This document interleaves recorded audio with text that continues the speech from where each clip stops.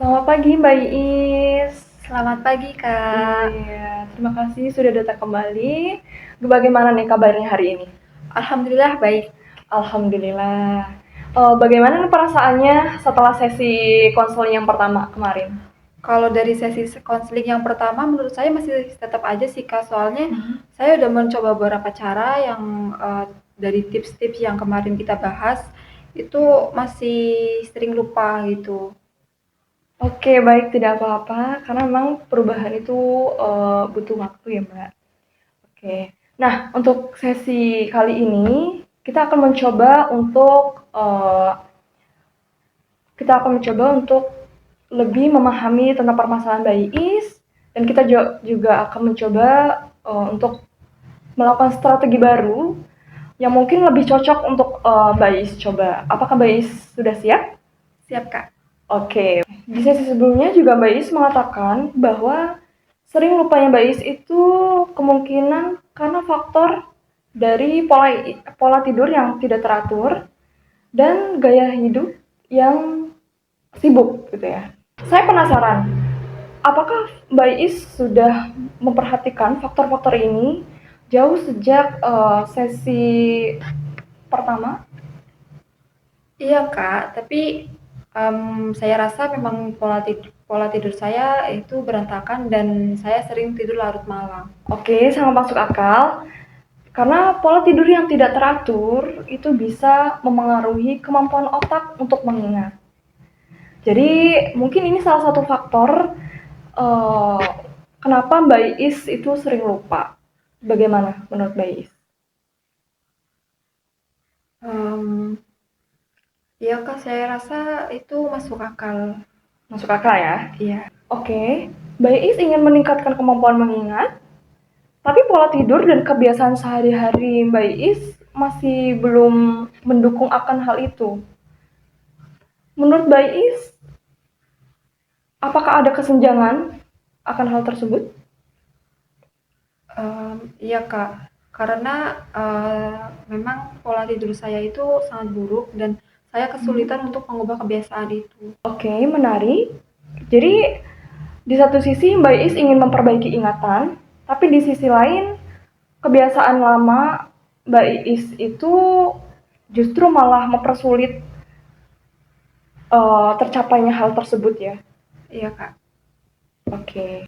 Menurut Mbak, apa yang membuat pola tidur Mbak ini sulit diubah? Itu sih, Kak, saya sering menyelesaikan tugas pada malam hari karena banyak sekali tugas itu. Oh, jadi begadang karena tugas gitu ya? Iya. Saya juga pernah mengalami hal serupa, Mbak.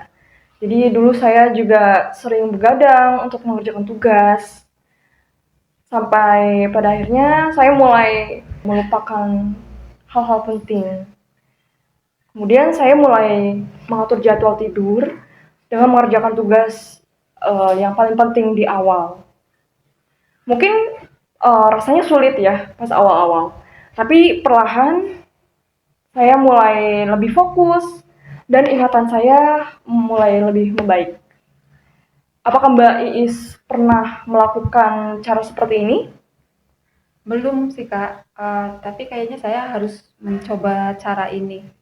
Jadi mengerjakan tugas lebih awal gitu, menyelesaikan tugas lebih awal. Iya, bagus. Ini akan menjadi langkah awal yang sangat bagus. Apakah Mbak Iis pernah merasa berhasil dalam mengingat sesuatu hal yang penting, meskipun dalam situasi yang sulit? Pernah, Kak, waktu itu lagi ini kan, me apa namanya,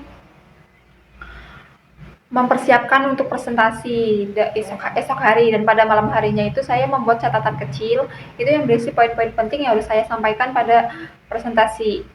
Dan ternyata, saat presentasi itu saya mengingat semua yang saya harus sampaikan dan saya bangga dengan diri saya di situ. Oh, oke, sangat luar biasa ya. Iya. Oke, ya itu menandakan bahwa Mbak Is itu mempunyai kemampuan mengingat dengan baik, terutama ketika menggunakan strategi yang tepat. Tuh.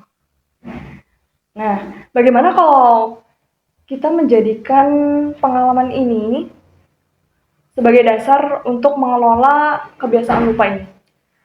Bisa Kak, saya jadi lebih percaya diri sekarang. Oke, saya? Ya. Nah, sebelumnya saya ingin berbagi teknik relaksasi sederhana yang bisa membuat Mbak Is merasa lebih tenang.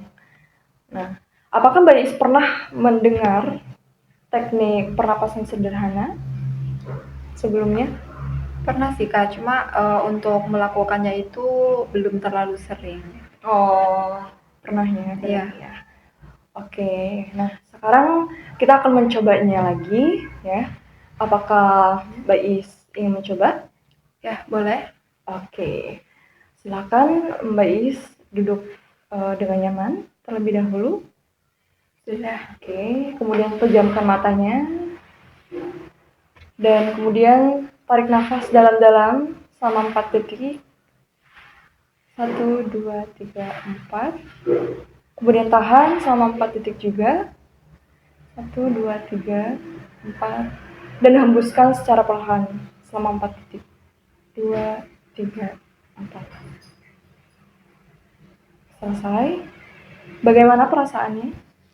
Sudah lebih rileks sedikit Kak. Oke, bagus sekali ya.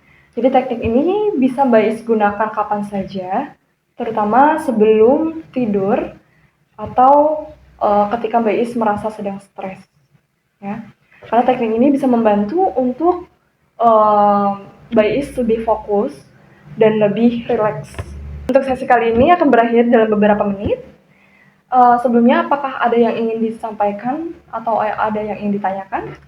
Tidak Kak, sudah cukup jelas. Oke, kalau tidak ada, saya akan memberikan kesimpulan dari hasil diskusi kita pada hari ini.